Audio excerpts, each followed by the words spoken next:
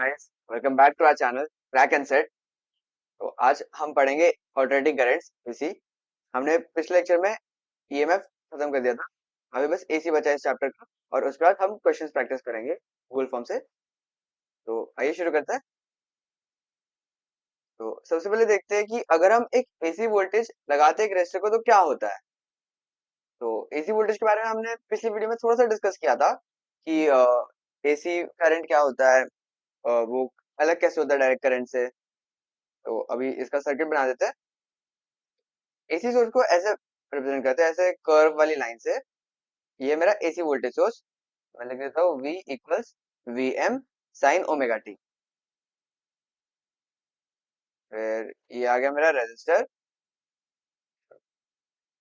तो अभी मैं रेजिस्टर के अक्रॉस फाइंड करूंगा कि कितना आ रहा है वोल्टेज या फिर करंट क्या आ रहा है। तो उसके लिए हम केवीएल यूज करते हैं, केवलास लूप लो, केवलास वोल्टेज ड्रॉप। तो लगाते हैं इस पे। तो ये हो जाएगा V माइनस, और करंट ऐसे जा रहा है, ऐसे मान लेते हैं एक बार के लिए। भाई ये स्मॉल V है, एक बार रुक जाओ। ये स्मॉल V है। हम्म, इधर भी चेंज कर देता हूँ। हम्म, तो V minus I R equal 0। मेरा आई आ जाएगा V बाय आर, जो कि होगा V M sine omega T divide by R. तो मेरा अगर इधर जो वोल्टेज है जो मैंने दिया है सर्किट को, वो अगर ऑल्टरनेटिंग है तो मेरा करंट भी ऑल्टरनेटिंग आ रहा है इधर। तो ये हो जाएगा हमारा करंट। तो अभी हम पावर देखते हैं। पावर क्या रहता है हमारा, I square R. I square R मतलब अभी तुरंत कितना, इसी सेकंड में, मतलब हर एक सेकंड में कितना पावर जा रहा है, ये होता है हमारा आई स्क्वायर आर। मतलब उसी समय पे कितना पावर जा रहा है। तो वो अगर देखेंगे तो वो भी वेरी, लाइक वो करंट पे डिपेंड करेगा ना, आई स्क्वायर आर से। और हमारा करंट वेरी कर रहा है, तो हमारा जो पावर है वो भी वेरी करेगा ना। इसलिए इधर साइन स्क्वायर ओमेगा टी है। हम्म, तो अभी हमें पावर देखना है। पावर तो सिर्फ वेरिंग थोड़ी देखेंगे, पावर तो हमें तो थोड़ा फिक्स लॉस चाहिए रहता है ना, कि भाई मेरा इतना एनर्जी लॉस हो जाएगा। तो उसके लिए हम एवरेज पावर देखते हैं। तो फिर हम इसका एवरेज ले लेते हैं। तो वो आ जाता है हमारा हाफ का फैक्टर आ जाता है, ताकि I M square R divide by two. I M होता है मेरा मैक्सिमम वैल्यू ऑफ करंट, जो कि हो जाएगा मेरा V M divided by R.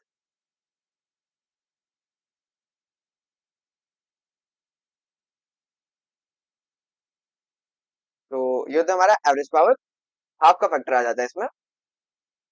तो अभी अगर हमें पावर को डीसी के तरह रिप्रेजेंट करना है, डीसी में क्या रहता है हमारा पावर आई स्क्वायर रहता है। इधर इधर भी अगर हमें आई स्क्वायर से रिप्रेजेंट करना है, तो उसके लिए हम करंट को थोड़ा अलग से लेते हैं। हम आरएमएस वैल्यू लेते हैं, रूट मीन स्क्वायर। मतलब हमारा करंट भी वेरिंग रहता है, तो फिर उसके लिए भी हमें कोई ऐसा वैल्यू चाहिए ना जो हम मान सकते हैं किसी टाइम पे, कि भाई इतना करंट फ्लो कर रहा है सर्किट में, like on average in general ऐसा कुछ। तो उसके लिए हम आरएमएस करंट लेते हैं। वो क्या होता है, वो होता है हमारा I R M S equals root of average of square of alternating current. मतलब मेरा average of I M square sine square omega T, इसका एवरेज। और फिर इसका एवरेज तो हाफ हो जाएगा, और फिर इसका रूट। तो ये साइन हट जाएगा एवरेज में। तो याद है मेरा I M divided by root two, ऐसे आता है ये आई आर एम एस। तो ऐसे ही हम वोल्टेज का भी आरएमएस वैल्यू देखते हैं।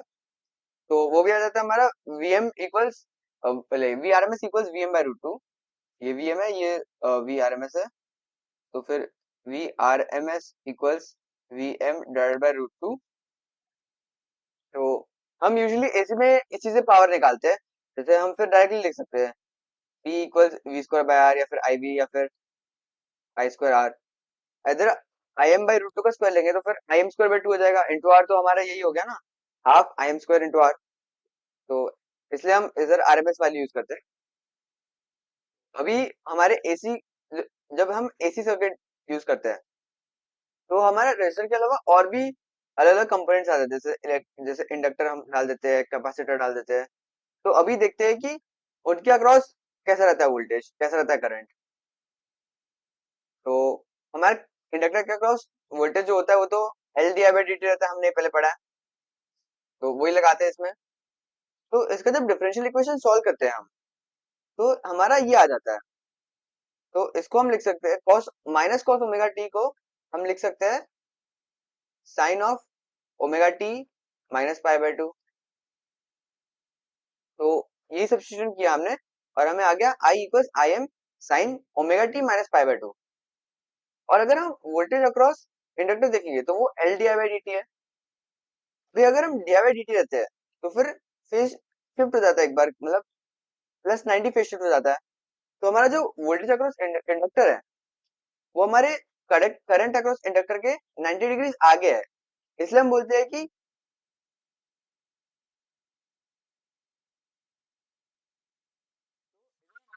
जो वोल्टेज अक्रॉस इंडक्टर है वो हमारे करंट से 90 डिग्री आगे है। तो इसलिए हम बोलते हैं इधर current lags voltage by pi by two, मतलब पाई बाय टू मतलब 90 डिग्री। और इसमें पावर जब इंडक्टर में देखते हैं कि कितना पावर जा रहा है उसमें, वो भी जीरो रहता है, एवरेज पावर। वो हम इंटीग्रेशन करके निकाल सकते हैं। इक्वल हो जाएगा हमारा वी इंटू आई, और वी हो जाएगा हमारा L D I by D T. तो देखते हैं L into omega into I am cos omega T minus pi by to. अभी करंट मल्टीप्लाई करेंगे वापस, तो आई M sine omega T minus pi by to. ये होगा हमारा इंस्टेंटेनियस पावर का एक्सप्रेशन। तो इसका जब एवरेज लेंगे ओवर टाइम पीरियड, तो one by T zero to T D T, तो हम जब ये करेंगे तो इसका वैल्यू जीरो आ जाता है। ये आप करके देख सकते हैं। तो इधर इंडक्टर में हम और एक चीज डिफाइन करते हैं कि अगर हम इसे रेजिस्टर की तरह लिखना है थोड़ा थोड़ा, तो हम वो भी कर सकते हैं। इसको रिएक्टेंस बोलते हैं, इसका इंडक्टिव रिएक्टेंस। और वो हम लेते हैं एक्सएल। एक्सएल हम इंडक्टर रिएक्टेंस को एक्सएल लिखते हैं। XL equals omega into L. तो इससे हम सीधा कर सकते हैं कि ये क्या बोलते हैं, I L equals V L divided by XL. और फिर फेज हम शिफ्ट कर देंगे मैनुअली, मतलब इसको मॉड लिख सकते हैं। फेज भी हमें शिफ्ट करना पड़ेगा 90 डिग्री से, करंट पीछे रहेगा।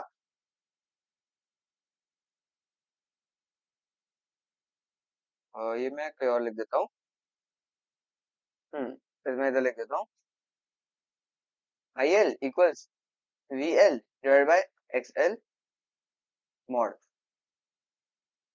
तो सर एक्सएल हमारा रेजिस्टेंस जैसा मान सकते हैं हम, और उसे हम बोलते हैं इंडक्टिव रिएक्टेंस। ये तो अब ये क्वेश्चन देखते हैं। हमारे पास एक इंडक्टर है जिसका एल है 25 मिली हेनरी, और वो कनेक्टेड है एक सोर्स है जिसका वोल्टेज है 220 वोल्ट्स। हमें फाइंड करना है inductive reactance and RMS current in the circuit if the frequency of the source is 50 hertz. तो हमें दिया है 50 हर्ट्ज फ्रीक्वेंसी है। तो हम इधर से ओमेगा निकाल लेंगे। ओमेगा 2 पाई एफ इक्वल्स 100 पाई। तो इधर से हम इंडक्टिव रिएक्टेंस निकाल सकते हैं ना। उसका लिए हम उसका हमने अभी भी देखा फॉर्मूला, ओमेगा एल तो हो जाएगा 100 pi into 25 into 10 to the power minus 3। तो ये हो जाएगा 100 से वो चला गया, तो ये हो गया 2.5 पाई। ये हमारा इंडक्टिव रिएक्टेंस। अभी हमें आरएमएस करंट देखना है। तो I R M S equals I peak divide by root two, मतलब आई एम मैक्सिमम। अभी हमारा आई मैक्सिमम क्या है, आई मैक्सिमम हो जाएगा हमारा ये वाला। वी मैक्सिमम क्या होगा इधर, 220 होगा। ये भी लिख देता हूँ, V M equals 220 sine omega T.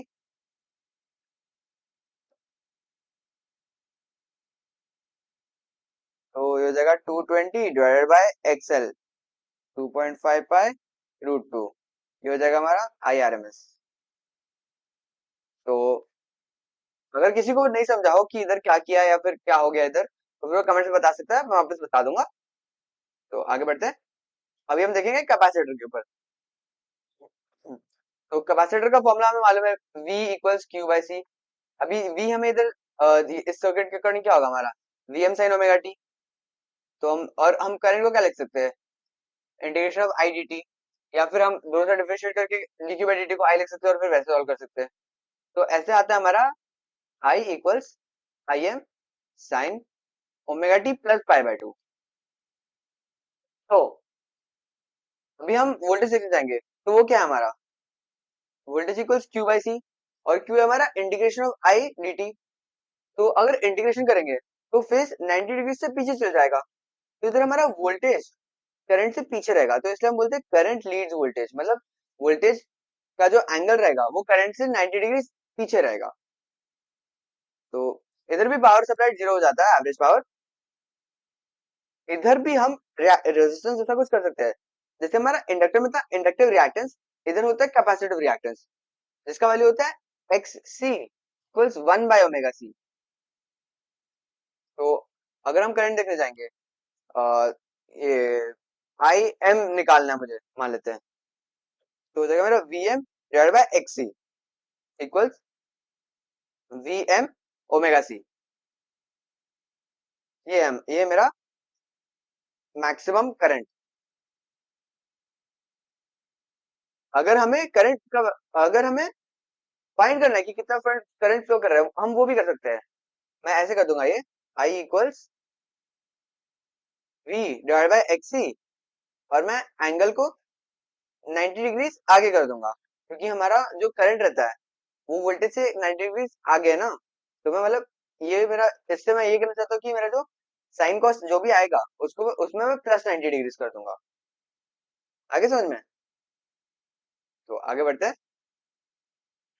तो अभी हम देखेंगे, अगर एक सर्किट में मैंने तीनों लगा दिए, एलसीआर, रेजिस्टेंस भी, कैपेसिटेंस भी और इंडक्टर भी, तो क्या हो जाएगा। तो अगर मैं उसका वोल्टेज लॉ लिखूंगा, तो फिर वो ऐसे हो जाएगा, L D I by D T मेरा हो गया वोल्टेज अक्रॉस इंडक्टर, फिर आई आर हो गया मेरा वोल्टेज अक्रॉस करंट, फिर क्यू बाई सी हो गया मेरा वोल्टेज अक्रॉस कैपेसिटेंस।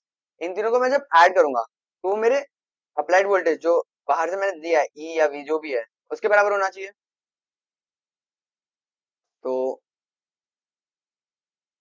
मेरा कैपेसिटिव रिएक्टेंस हो जाएगा 1/AC omega C, inductive reactance हो जाएगा ओमेगा एल।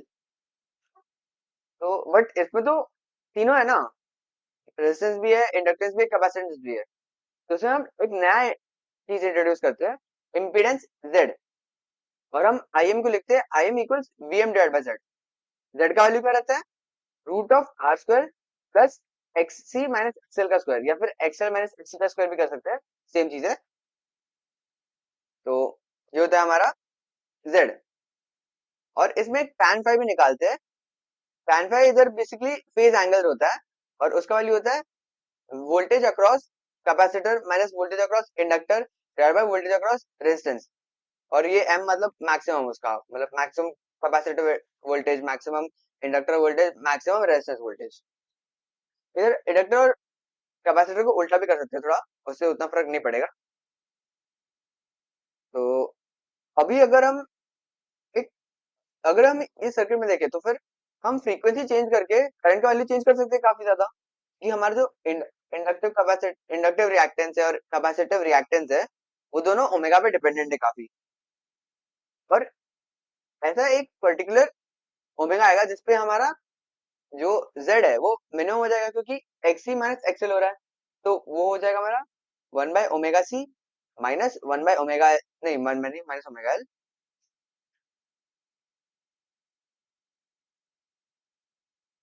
तो मेरा ओमेगा का कोई ऐसा वैल्यू तो होगा ना कि जिधर ये जीरो हो जाए, और अगर ये जीरो हो गया तो z इक्वल्स आर हो जाएगा, जो z का मिनिमम वैल्यू हो जाएगा इधर, क्योंकि r तो रहेगा कम से कम, क्योंकि वो ओमेगा से इंडिपेंडेंट है। तो आर स्क्वायर तो रहने ही वाला है उधर। अगर मैं ये टर्म जीरो कर दूं तो ये मिनिमम हो जाएगा मेरा z।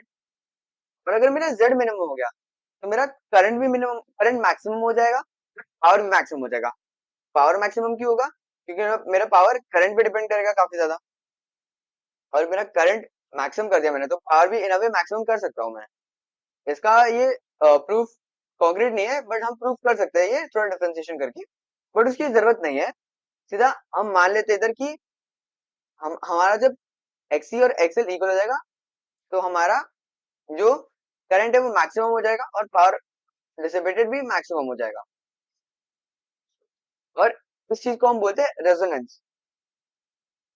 तो हमारा रेजोनेंस फ्रीक्वेंसी हो जाएगा ओमेगा नॉट इक्वल्स, ये ओमेगा ये हम इधर ले लेंगे, तो 1/ओमेगा सी इक्वल्स ओमेगा एल। तो मेरा ओमेगा आ जाएगा 1/√LC। इसको हम नेचुरल फ्रीक्वेंसी ऑफ ऑसिलेशन भी बोलते हैं और रेजोनेंट फ्रीक्वेंसी भी बोलते हैं। तो मेरे इस फ्रीक्वेंसी पे मेरा करंट मैक्सिमम हो जाएगा जितना हो सकता, पावर मैक्सिमम हो जाएगा। और ये ग्राफ में वही दिखता है, ये ग्राफ है आई एम वर्सेस ओमेगा, मतलब करंट वर्सेस ओमेगा। और ये देखेंगे तो फिर इस वैल्यू पे मेरा ये मैक्सिमम हो जा रहा है, ऐसे ट्रेंड आ रहा है कि पहले बढ़ रहा है फिर कम हो रहा है। तो ये जो मैक्सिमम वैल्यू आया है ये मेरा मैक्सिमम करंट जो हो सकता है सर्किट में, और जिस ओमेगा पे आया है ये, इसको हम बोलते हैं resonant frequency, resonant angular frequency या फिर रेजोनेंट फ्रीक्वेंसी जो भी बोलो। तो ये होता है हमारा सीरीज एलसीआर सर्किट और उसका रेजोनेंस। ये tan फाई जो है, ये जो फाई है इसका भी थोड़ा काम रहता है, वो हम आगे देखेंगे, थोड़ा इधर देखेंगे वो। तो जो हमारा tan फाई है, tan फाई इक्वल्स जो हमने लिखा था V C M minus V M minus V R M. तो इधर जो फाई होता है इसका जो कॉस लेते हैं इसको पावर फैक्टर बोलते हैं। हमारा इंस्टेंटेनियस पावर हो जाता है वोल्टेज इनटू करंट, तो हो जाता है V M sine omega T into current, ये into I M equals sine omega T plus phi. ये हमारा जो करंट आता है एलसीआर में, उसका मैग्नीट्यूड हमें आता है जेड से और उसका एंगल आता है फाई से, समझे। अब I equals I M sine omega T plus phi होता है, जहां हमारा आई एम होता है वी एम बाई जेड और मेरा फाई होता है V C M minus V L M minus V R M. ऐसे आता है हमारा पूरा करंट, मैग्नीट्यूड और फेज दोनों इंपॉर्टेंट पार्ट्स होते हैं। तो इसको सिंप्लीफाई करेंगे इस वाले को, तो हमारा आता है V M I M by two cos phi minus cos two omega T plus phi. तो इसमें एक रियल पावर रहता है, एक इमेजिनरी पावर रहता है। रियल पावर मतलब जो रेजिस्टेंस से ऐसे लॉस हो जा रहा है हीट के थ्रू, तो वो हमारा कॉस फाई वाला पार्ट होता है। और ये कॉस फाई को पावर फैक्टर बोलते हैं, इसलिए काफी इंपॉर्टेंट रहता है क्योंकि रियल पावर निकालने में हेल्प करता है कि मेरा सर्किट में कितना पावर लॉस हो रहा है। तो वो होता है हमारा V M I M divide by two into cos phi. तो हम इसको लिख सकते हैं, लिख देता हूँ मैं इधर इन cos phi divided by 2। तो इसको मैं लिख सकता हूँ V M by root two I M by root two cos phi. तो अभी मैं इसको आरएमएस वाले में लिख सकता हूँ ना, ये हो जाएगा V R M S I R M S cos phi. ये हो गया मेरा अच्छा फॉर्म हो गया ना, क्योंकि वी आई फॉर्म तो मुझे मालूम है, मुझे बस कॉस फाई मल्टीप्लाई करना है रियल पावर निकालने के लिए, और इसका यूनिट होता है वॉट्स। तो इमेजिनरी पावर भी रहता है जिसका जिसका यूनिट वॉट नहीं होता, क्योंकि वॉट सिर्फ रियल पावर के लिए यूज होता है, उसको केवीए में लिख सकते हैं, किलो वोल्ट एम्पियर। तो फिर उसको निकालने के लिए हमें बस कॉस को साइन से रिप्लेस करना रहता है, वो होता है हमारा V M I M by two sine phi, हो जाता है V R M S I R M S sine phi. यही होता है हमारा पावर फैक्टर कॉस फाई और हमारा real power V R M S I R M S cos phi, या फिर आई आर एम एस का स्क्वायर इंटू रेजिस्टेंस भी कर सकते हैं, रेजिस्टेंस नहीं जेड, जेड इधर रेजिस्टेंस नहीं करेंगे क्योंकि हम कॉस फाई मल्टीप्लाई कर रहे हैं। अगर रेजिस्टेंस करना है तो फिर उसके जगह हम कॉस फाई की जगह हम पूरा डाल देंगे, मतलब जेड कॉस फाई इस पूरी चीज की जगह हम रेजिस्टेंस डाल देंगे। तो यही होता है हमारा पावर, याद रखना इधर जेड कॉस फाई आएगा। तो हम इस चैप्टर के लास्ट पार्ट पे आ चुके हैं जो कि है ट्रांसफॉर्मर्स। तो ट्रांसफॉर्मर में थोड़ा समझा देता हूँ कि होता क्या है। ट्रांसफॉर्मर मतलब मैं इस प्राइमरी वाइंडिंग, ये कॉइल बंधा हुआ है, मतलब इंडक्टर में जैसे कॉइल होता है ना, वायर को ऐसे राउंड राउंड घुमा के डाल देते हैं, वही है ये। तो एक प्राइमरी कॉइल रहता है, एक सेकेंडरी कॉइल रहता है। तो हम प्राइमरी से इधर वोल्टेज इनपुट देंगे, कोई वोल्टेज, और सेकेंडरी पे हमें दूसरा वोल्टेज मिलेगा। तो फिर इसका काम क्या रहता है ना, इधर दोनों, प्राइमरी का कॉइल रहेगा, एक सेकेंडरी का कॉइल है, दोनों में कोई नंबर ऑफ टर्न्स है, एनपी एन एस। तो अभी ऐसा होगा कि हम जो प्राइमरी में वोल्टेज देंगे वीपी डिवाइडेड बाय एनपी, इसका रेशियो सेम रहता है वीएस डिवाइडेड बाय एनएस। मतलब अभी अगर मुझे कोई वोल्टेज मान लेते हैं कि कम करना है, तो मैं उधर वीपी वीपी में दे सकता हूँ, और मैं एनपी एनएस से ज्यादा रखूंगा, तो फिर मुझे वीएस भी कम मिल जाएगा क्योंकि एनएस भी कम है। तो फिर ऐसे ही वोल्टेज कम या फिर ज्यादा करने में हेल्प करता है। अगर मुझे वोल्टेज ज्यादा करना है तो मैं कल कम वोल्टेज दे सकता हूँ। अगर मेरा एनपी कम है एनएस से, तो मैं वीपी पे कम वोल्टेज दूंगा और मुझे एनएस वीएस पे ज्यादा वोल्टेज मिल जाएगा। तो यही रहता है ट्रांसफार्मर का काम। तो इसमें हमें ज्यादा इसमें डीप में जाने की जरूरत है नहीं। बस दो चीजें याद रखना है कि V S equals N S by N P into VP. मतलब वी एस डिपेंड करेगा डायरेक्टली कितने टर्न्स है उसके खुद के कॉइल में। मतलब वीएस के कॉइल में ज्यादा टर्न्स है तो वीएस बढ़ेगा, ऐसे याद रखना है। और करंट के लिए भी ऐसे सिमिलर रिलेशन होता है, बस उल्टा होता है। I S equals N P by N S. मतलब अगर इधर सेकेंडरी कॉइल में ज्यादा टर्न्स है तो उसमें करंट कम रहेगा, वी नहीं इधर आ जाएगा।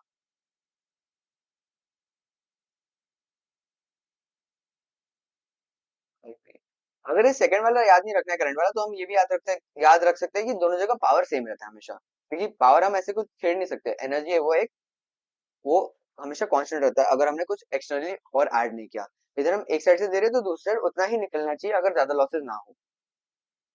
आईपी इंटू वीपी मेरा प्राइमरी साइड का power equals I S into V S मेरा सेकेंडरी साइड का पावर।